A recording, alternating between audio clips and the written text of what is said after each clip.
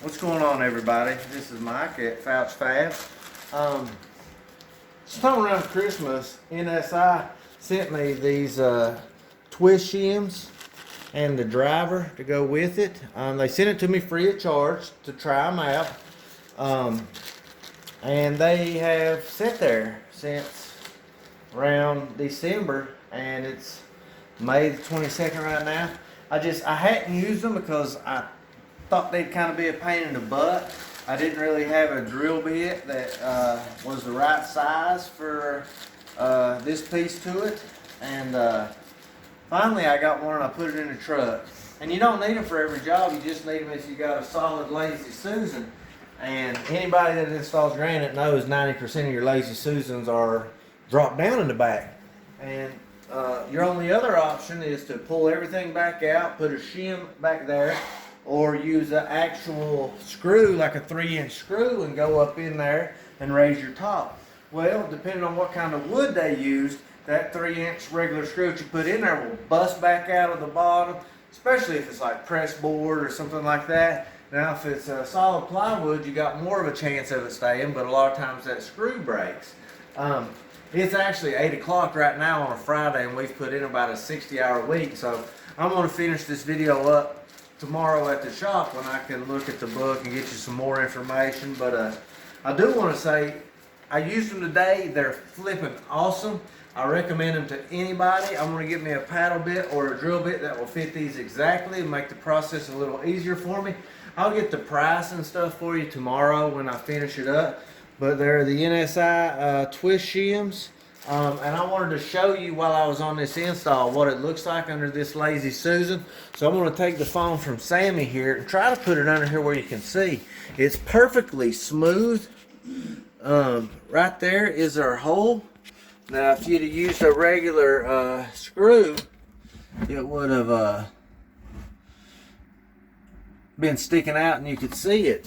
I don't really know how to use a flashlight. You got a flashlight or anything, Sammy? But Sammy will go grab me a flashlight real quick and I'll show you a little bit better. But there it is. You just drill that hole, and then you put your driver here in your drill, and then that driver, it actually connects into these really good so that it actually sets down in there. I'm trying to film and show you guys how it works. And there we go. Sammy and Gary's a lot better at filming than I am. But it snaps in there so you can really crank on that thing. And man, once it gets up in there, let me tell you, it is not going to bust out. Sammy's got me a flashlight here, guys, so I'm going to try to show you this a little better here. Like I said, I will try to get you a little more information and finish the video up tomorrow. This phone's new to me too, guys, so alright, you can see it a little better there now. But there it is. It's drilled up in there. You really have to be looking for it to even notice it. So, you know, if I come back here and we're looking in here, you know, you don't even really see that thing. So it's a lot better than a 3-inch screw. But I just want to give NSI props. They don't pay me anything. They sent me these to try.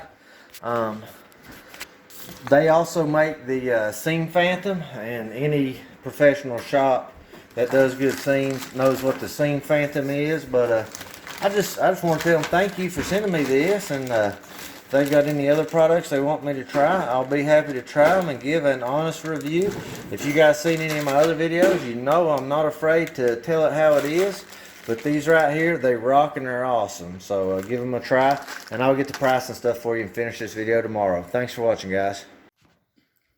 So we're at another job site now, and you know, I showed you the aftermath of using these little things.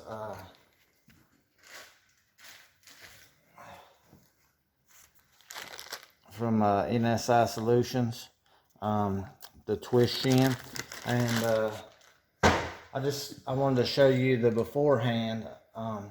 I've been thinking about them a lot since I used them that day, and you know, I think it might be a good idea on any Lazy Susan just to go ahead and pop you one in there in case you do need to shim it up after.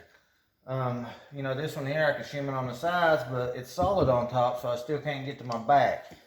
So I looked, and I think 5/8 kind of will fit them pretty good.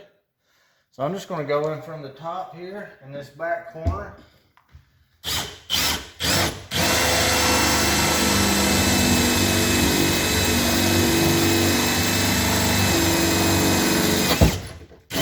Use this 5/8 paddle bit, and this is the first time I've, you know, tried to use the paddle bit to see if it'll work and all that, and it looks like it's going to work pretty good.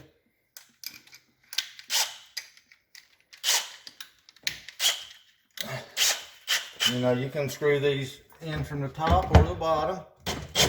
Just go in there.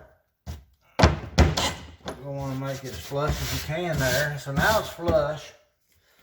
You know, it doesn't do any damage to the cabinets or anything like that. Where I went in from the bottom here, or from the top there, I had a little bit of wood on the bottom. When you look in there, now you see it coming down. But, you know, it looks nice and clean and professional. It's a little dark in here, guys. Sorry about that. But, anyways, right there it is. Alright, and then I can screw it up from the top or from the bottom if I need to put a shim in it. And, there it is in the top. So, I think it's a good idea just to put them in, you know, any Lazy Susan you have, just in case you need that shim. And I will look at the book and give you prices and stuff like that on them. But thanks for watching, guys. Again, that's a twist shim. NSI Solutions.